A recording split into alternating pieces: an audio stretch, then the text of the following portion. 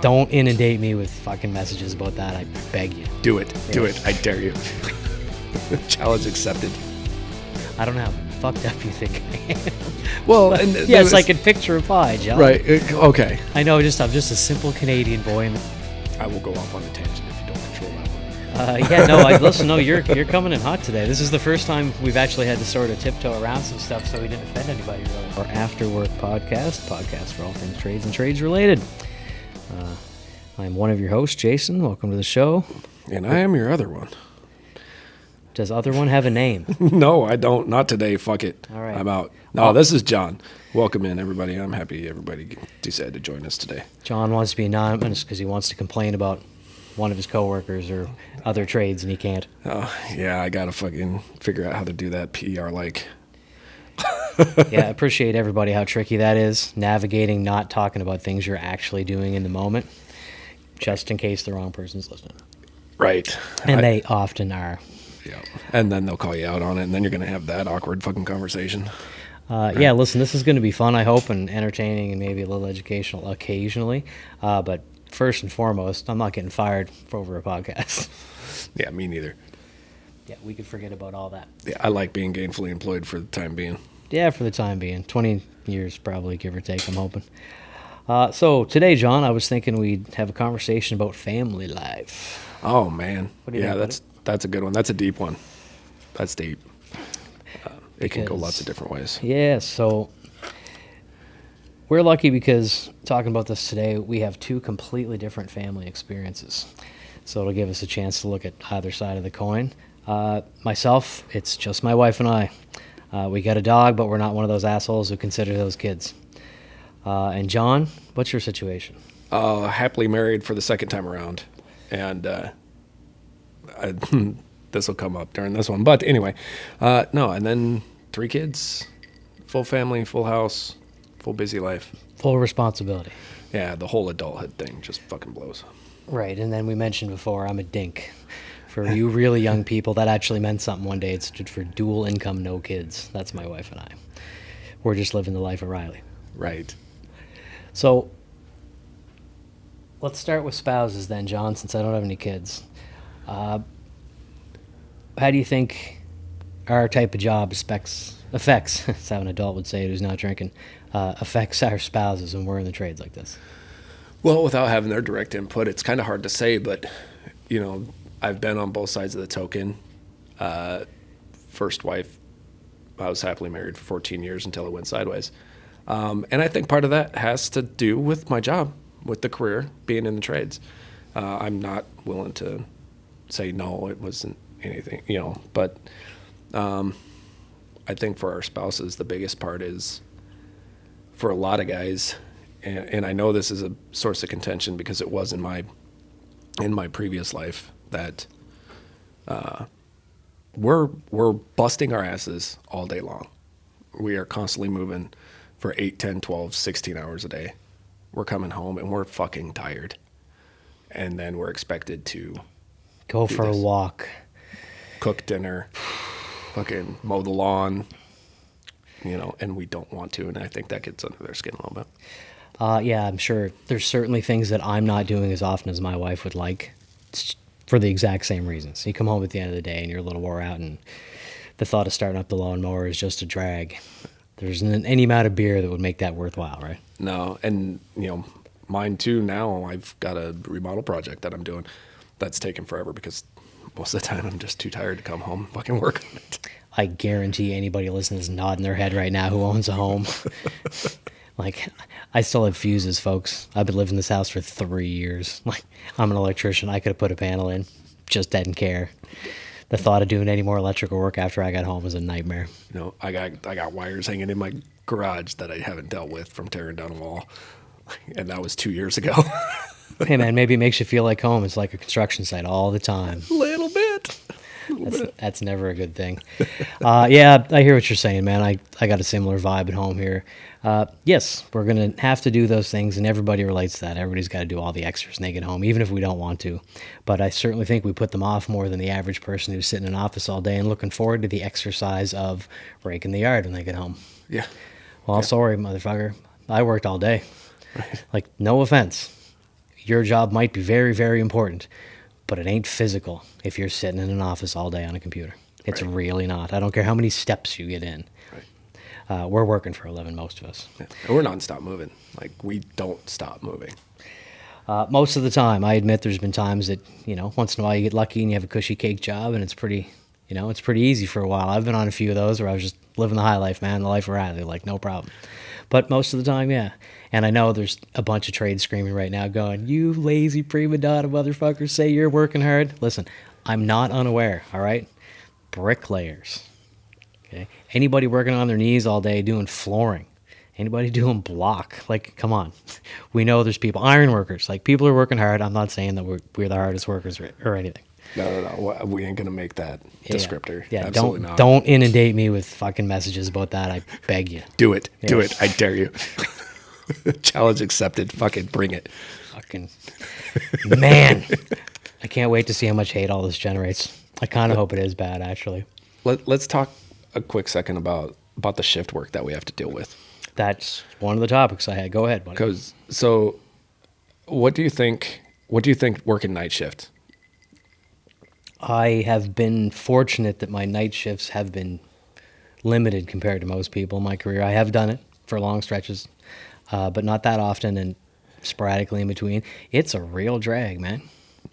If you're long term, you can kind of get used to it, but your body's never supposed to be working nights. And I can't speak for other people, but I usually ended up eating like a campground raccoon. Oh, fuck yes. 6 o'clock, 6:30 in the morning, you get home after like a third shift. You're eating what would have been your dinner. Yep. I can't speak for anybody either. I'll also usually have like a drink or two if I'm working nights a couple times a week to go to sleep because the sun just came up as you were driving home. It's a drag. Right. Have you spent much time doing that? It would be easier for me with no kids, and I am appreciative of the people who have kids and still have to do it.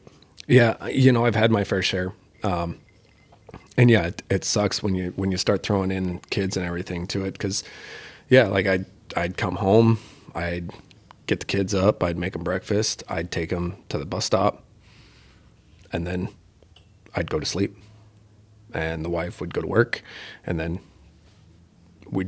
I think that's the biggest strain is you don't see anybody. Like, you get that time with your kids after school, right? Kinda. Because like I'd sleep until like 1:30, 2 o'clock, and then get up when they came home from school, and I'd make them dinner. I'd work on the house, do my responsibilities. But I think the biggest digger is on the spouses. It can't be easy. No, I mean, they're going to bed they're going to bed alone. Right. Not to Nobody- mention tiptoeing around the house all day so you can try to sleep. Right. Right? Like, God love any spouse or girlfriend or boyfriend that's dealing with that problem. Right. If your partner's in the trades, like, that sucks. And the only advice I can give is just be patient because it's not going to be that way forever. Because the night shift gigs, for our trade anyway, they usually don't last very long. It's usually just a short spin and you're done. Again, I've been very fortunate. That's been my experience. I know guys who have been on it for months, years. Yeah.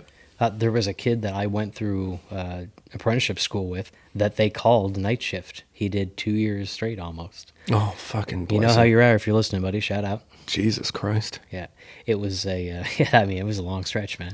That's a chunk. As an apprentice at that, too. When he felt like he couldn't say anything because he really kind of couldn't, probably.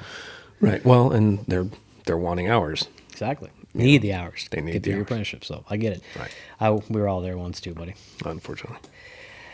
Hopefully So- we never have to go back. Yeah, hopefully. If I got to be apprentice in something again, whew, Right. I can't even imagine. Well, we talked about that one other time. If you had to pick another trade, what would you pick? And I'm still kind of thinking, oof, I don't know, man. But don't want to get sidetracked too bad here. If you already listened to that episode, hopefully you know what we're talking about.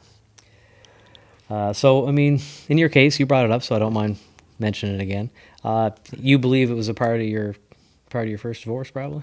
Oh, absolutely. I think it had some effect on it. So do you think that's happening to a lot of people? I will almost put money on it.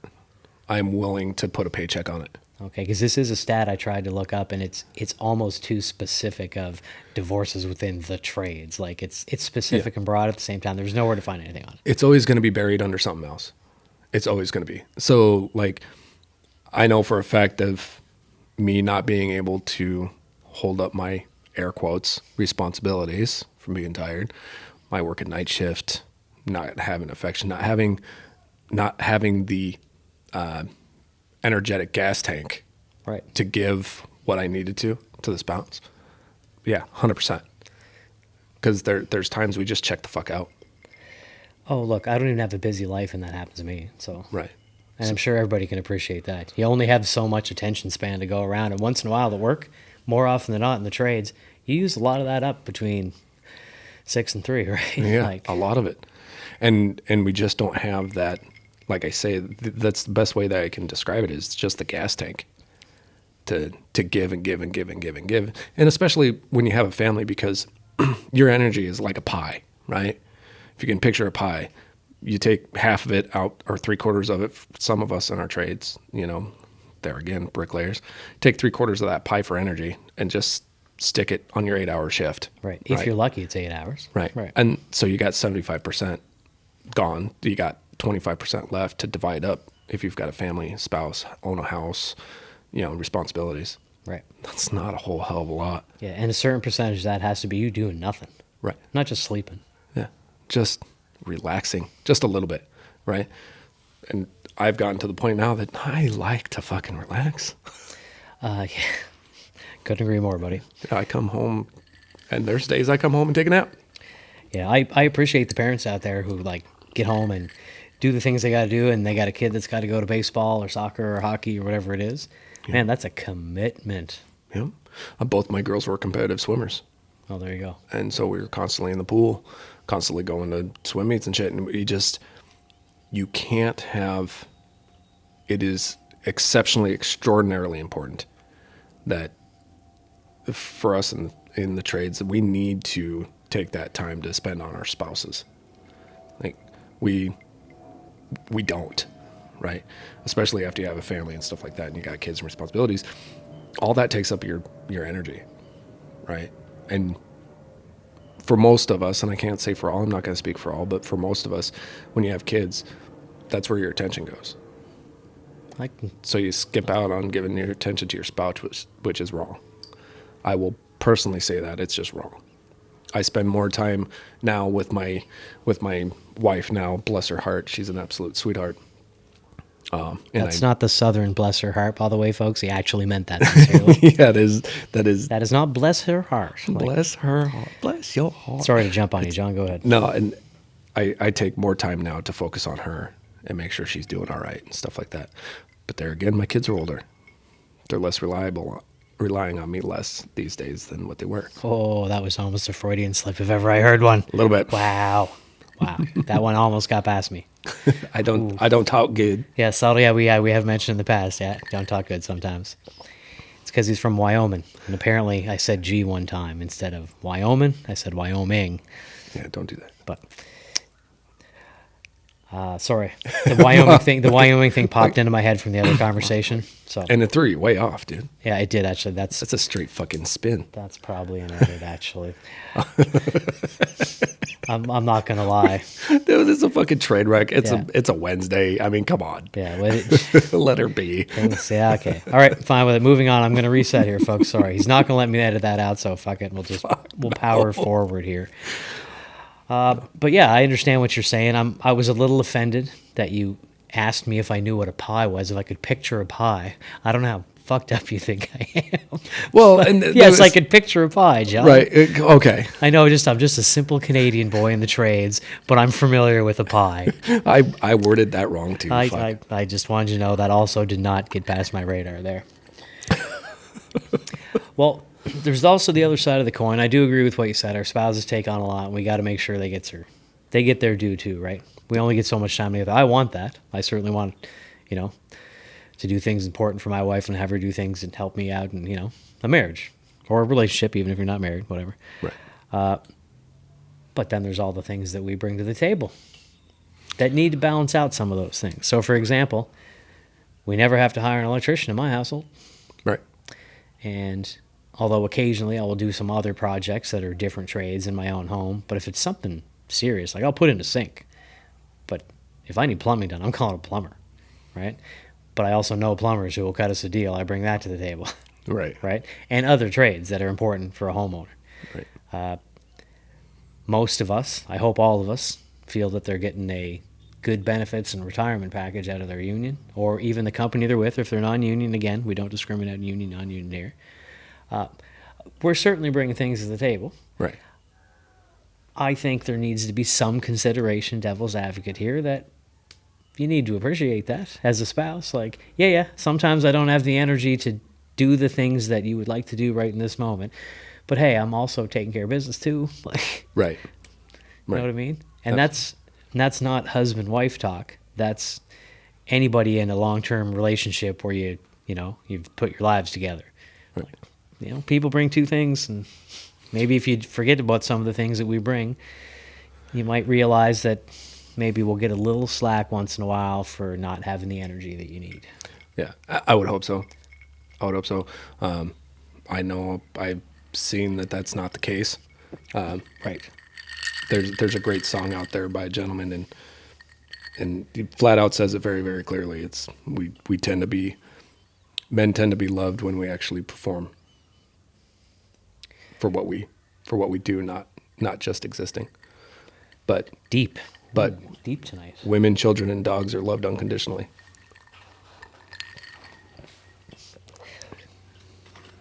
Man, I got to tell you, you and I are listening to really different music. Can you remember the name of this person? Dax. Dex. Dax. Oh, Dax. D-A-X. D-A-X. Is this country music? What is this? It's rap.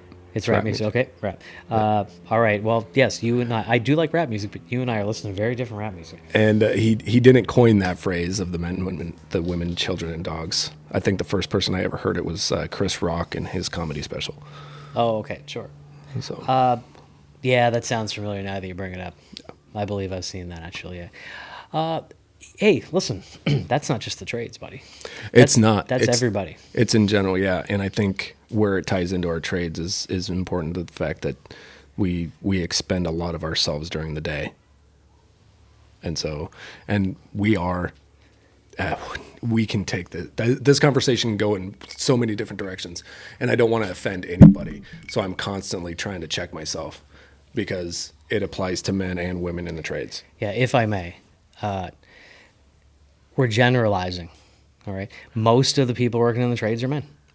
We understand that there's plenty of women in the trades. Happy to have you. Like, I hope you have all the success you deserve. Like, but if we do generalize sometimes from our perspective, it's just because our perspective is guys. We're not trying to be uninclusive or anything. So right, and I think honestly, even if you flip that tablet over to the women in the trades, it all still applies because they're just in our boat. They're rowing our boat, and their spouses are rowing our spouse's boat. right. Oh yeah, no, it's yeah. That's just how it works. Yeah.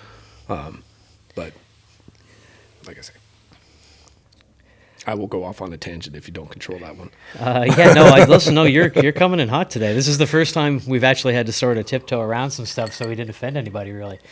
I'm surprised it took this long, actually.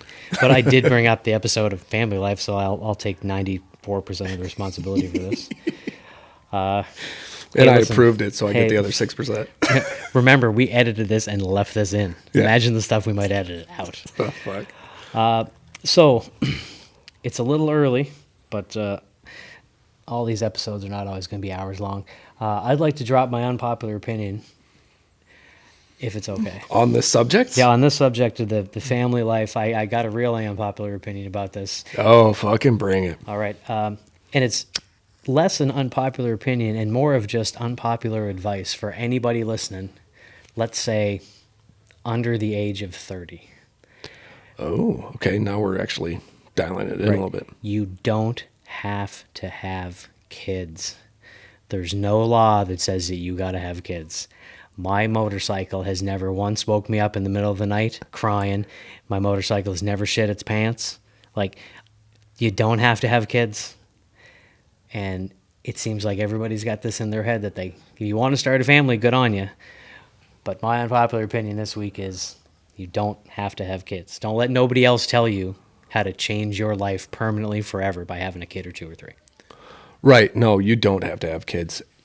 And you keep coming up with these unpopular opinions, and I keep waiting for the time that we totally disagree on one. I don't know if it's actually We going to could happen. do that tonight, but continue. I doubt it, actually. Not on this one. I'm just saying I could find something to argue with you about right away. Like, No, you're 100% right. I couldn't say it better. You don't have to have kids. I chose very early to have kids with my first wife. I mean, Jesus, man, it was my oldest is 21. Like, she's literally half my age, oh, that's a tough pill to swallow, I bet. isn't it? Ooh, that's a So tough pill to like, swallow. so we started young. It was intentional though. That was not a shotgun wedding.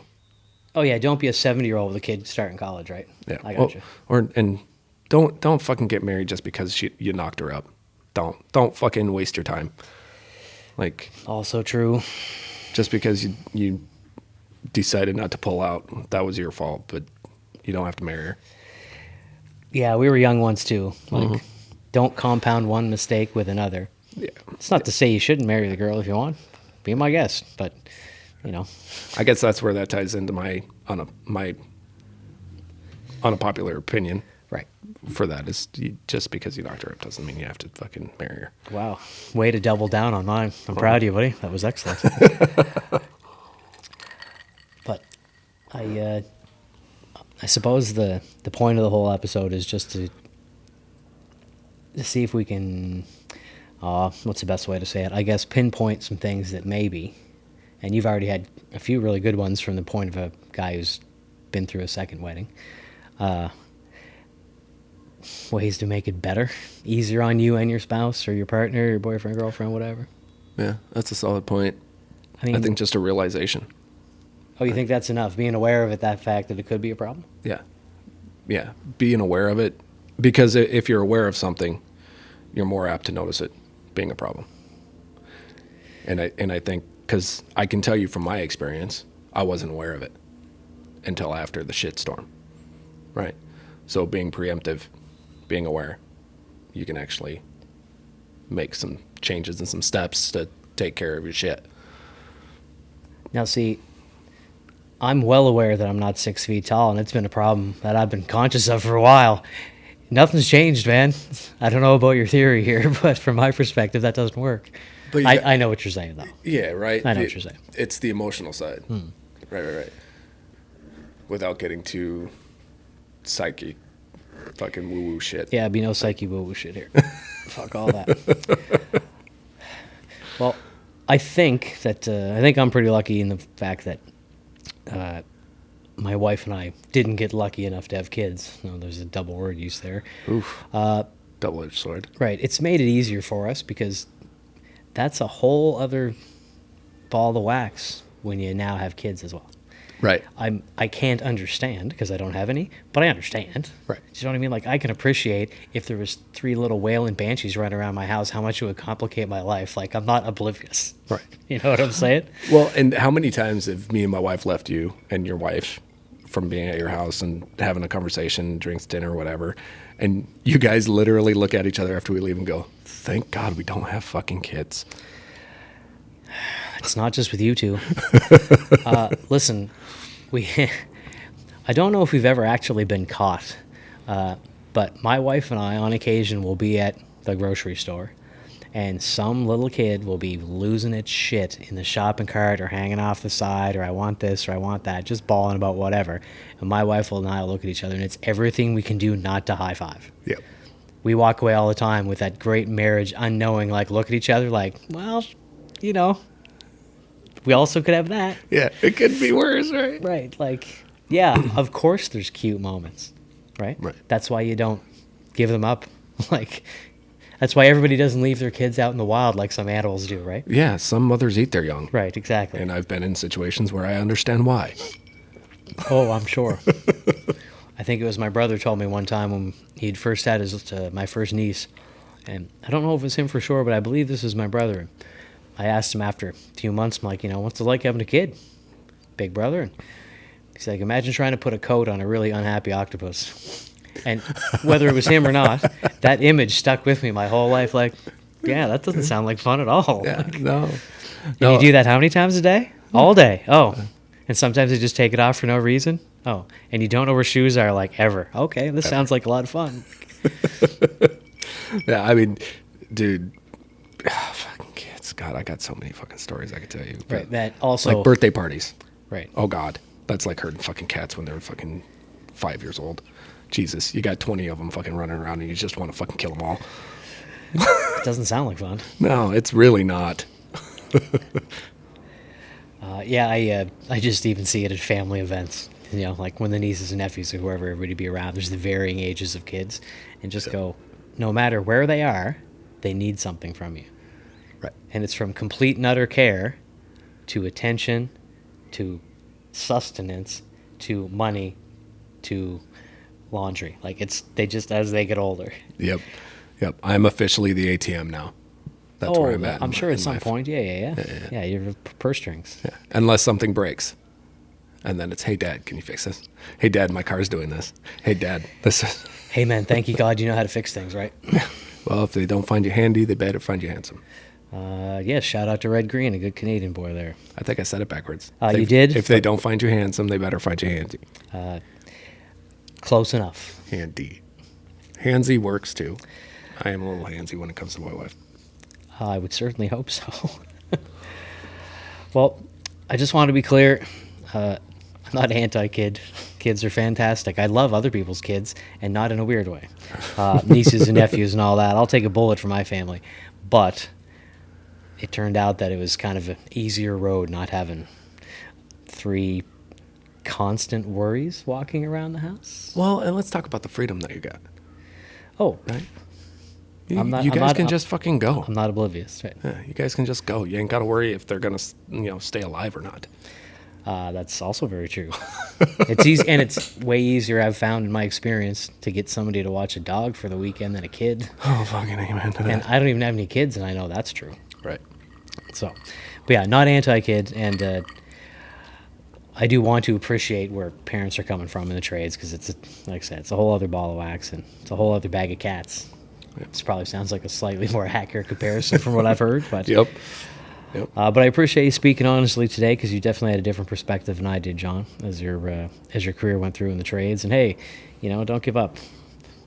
It is what it is out there. Relationships are going to work one way or the other, and hopefully, in whatever way makes you the happiest. Right. Now, are there people stuck? Well, yeah, sure, but don't blame that on being in the trades. Right. You get stuck in things all the time, got nothing to do with what you do for a living. Yeah, that's just a series of bad decisions is what's got you there. That's it. John, you got anything else today you want to add? It's going to go a little deep again, but I just want everybody to understand, and I'm going to speak straight to the spouses out there, is that when we say that we're too tired, when we say that we don't have the energy, when we say that, yeah, I'll get to that when I can get to that, it's not because we're lazy. There's no laziness involved when it comes to us in the trades. Like, it is a legit thing, and it's just a bit of patience that is needed, when it comes right down to it. So I'm hoping if you're listening to this, save this part of the recording and let your spouse hear it, or play it in the background being super passive aggressive and play it in the garage really loud. I'm okay with that too. The second one is probably more likely to come up. But hey, anytime you get somebody else to listen to one of our podcasts, I agree with John. Please do that. Tell your kids to listen too, and your dog and your cat and everybody. I don't care who listens. Just fucking listen. Right. But All right. Well, just as a reminder, everybody, reach out to us. Again, that's how the non-drinking adults say it. Reach out to us if you got anything you want to say about any of the stuff we talked about today. We're making an effort to stay light and fun, but occasionally they get dark like this. I bet it's probably 50-50 so far. Not dark, but serious. Yeah, and we're not trying to do that. We're eventually going to get into the fun stuff where we can just joke and laugh and have a good time. Right. But still, reach out, let us know what you think, because there are some important topics here today. Give them our socials, will you, John? Well, you can reach us. You can find us on the web at isawpodcast.com. There's a great email sign up that we have. Get enrolled in that, and you're going to get notified on when we're going to be dropping episodes. And then you can find us on Instagram at isawpodcast. And we're going to be updating that and everything. We're going to be posting to that when it comes to episodes as well. So you'll be well informed as to what we're doing and what's going on. Did you give them the email? Did I forget the email? I don't know. Did you? I forgot the email. You can also email us. I did forget it because I talked about the email blast on the website. But you can email us, and we want you to email us pictures, stories, stuff like that at isawpodcast@gmail.com. There we go. I knew there was an extra one in there. Thanks again for listening, everybody. Hope you'll tune in again next time. And as always, please remember, your work keeps the world working. Thanks for listening. Bye, John. Sláinte. Sláinte, buddy.